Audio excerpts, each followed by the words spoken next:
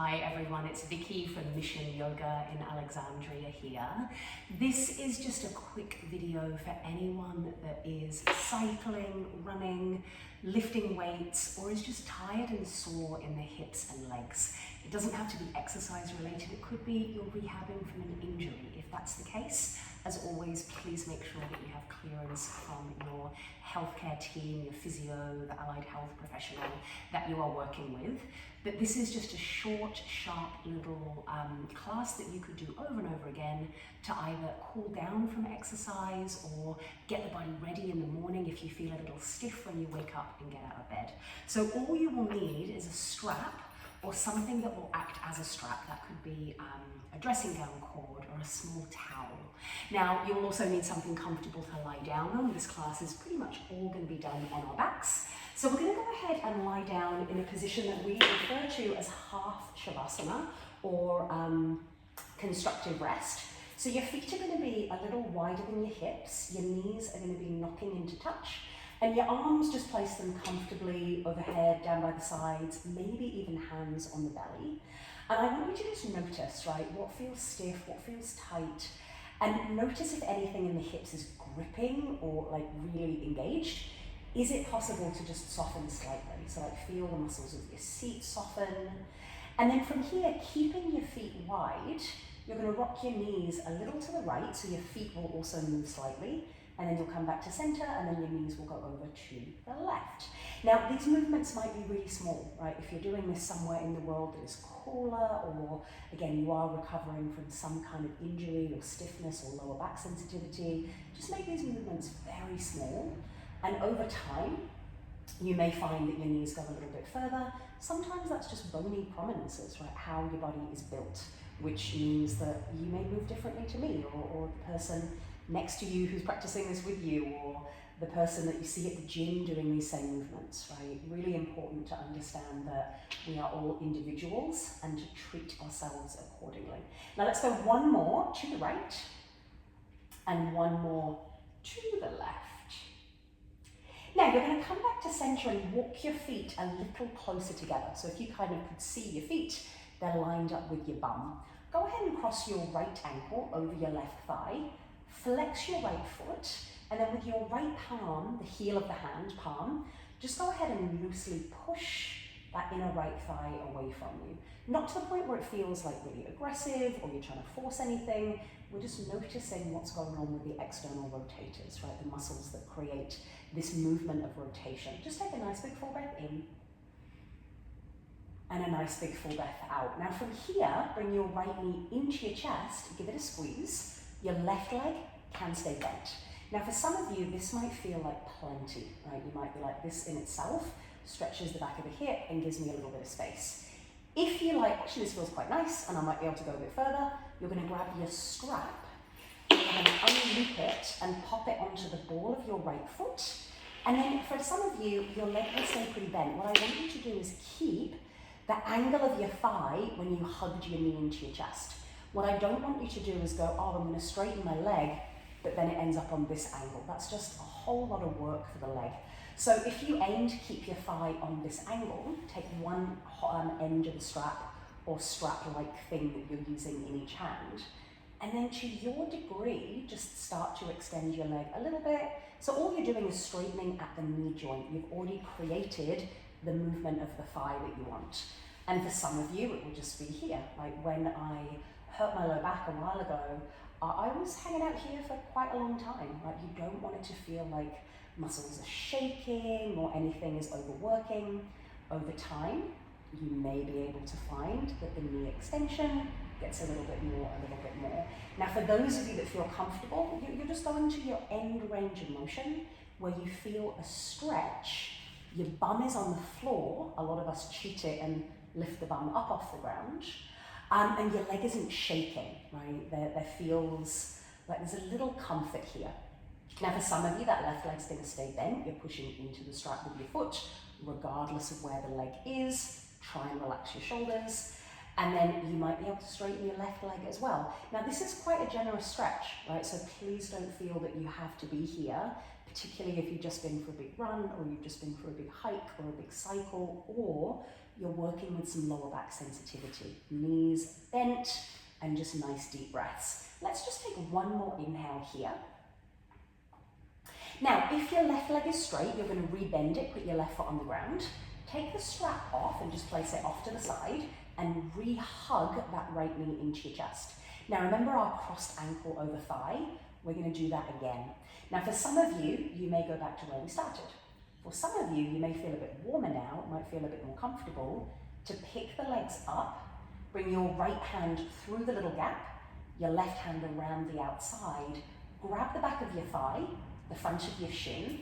If neither of those things can be reached, put your strap around the back of the thigh and hold it with your hands, and that will act as an arm extender, because some of us, myself included, have short arms. Now, remember the action of pushing your thigh away from you? I want you to be able to recreate that even as you pull your legs towards you. So think about the root of your thigh bone moving away from you. And just take a nice big full breath in, and a big full breath out. Now we're going to release the left foot to the ground, put the right foot to the ground, go feet wide again, and once again just go a few of these windshield wiping actions, just rocking the knees from side to side. Now I'm going to do all that on the second side, so if you need just a moment in between to just notice, you can take that. Otherwise, reset your feet, cross your left ankle over your right thigh, flex the foot, and then with your left hand, just gently push. You're not pushing your knee, you're pushing your thigh, right? When you can push bigger tissue, right? It's not that touching your knee is going to be bad, but the knee doesn't like to be shoved in directions, you know, all around. So just give the thigh a little squish. There's more layers there, there's a little more integrity. And also you may find that your elbow rests on the ground and your shoulders are more happy, so keep that. Now start to bring that left knee in towards your chest. You're going to grab your shin or the back of the thigh, or you could even use your strap here as well, if that helped. And you're trying to create a squeeze of the knee. That's going to start that opening of the back of the hip for some of you. And what I want you to notice is the angle of your thigh bone, right, where your knee is in relation to the hip. I want to keep that the same as I start to extend my leg. So I'm going to grab my strap, I'm going to loop it around the ball of my foot, one end is in each hand. And then again, I'm going to test the theory of slowly extending at my knee. What I don't want to do is just have this kind of extended leg, but my foot's really far away and my arms have really got to work. That's not going to give you anything that you need right now, or ever.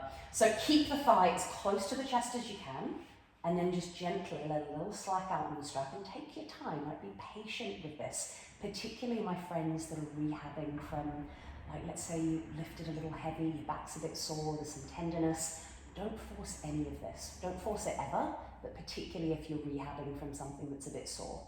Obviously, in time, or maybe now, you can extend the leg to full capacity, whatever that means for you. Maybe the right leg extends. Now, if you're very flexible and this feels really easy, I want you to check that your left butt cheek didn't lift up, right? That's a trick that for some of us that have a bit more range of motion, we're just like, oh, look at me, I can get my face close to my leg, but your butt's off the ground, which means you're not stretching really anything, you're just putting yourself in a weird shape. So keep the integrity of that sitting bone heavy, and then let's go one more full breath in here, and a full breath out. Now rebend your right knee, put your foot on the floor, take the strap off, hug that knee in, give it a squeeze, and then cross your left ankle back over the right thigh. Now you might want to have your strap handy. Remember I showed you how to use it as an arm extender. You could just press that thigh away, totally fine. Or pick the legs up, bring them to you, left hand through the gap, right hand around the outside, loop the strap, grab the thigh or the front of the shin. Now remember the action of your thigh bone, left thigh bone, moving away from you, and then draw the legs in.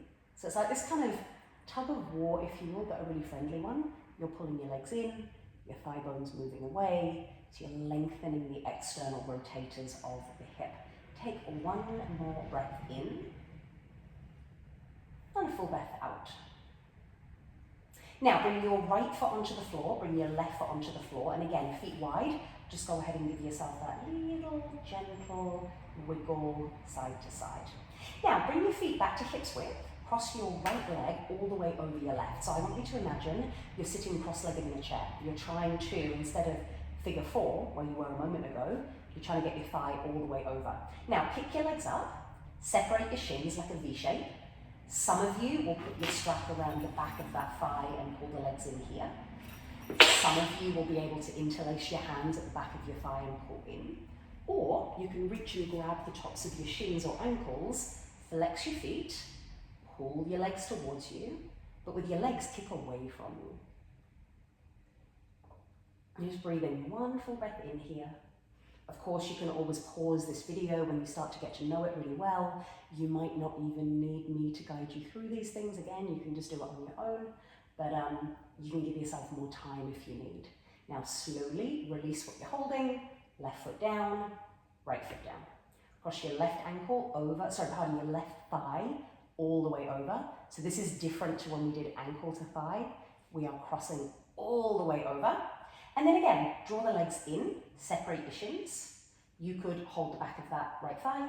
You could use a strap for that. You could go one hand to the shins, backs of the ankles or feet. And then you're going to give a little pull in, but your legs are kicking away from you. And just relax the shoulders, relax your jaw, full breath in, and a full breath out. Now carefully release what you're holding, put both feet down, hug both of your knees into your chest, and just give yourself a little squeeze, a little rock from side to side. And then from here you can return to that wide feet, knees knocking into touch, stretch your arms wide to the side.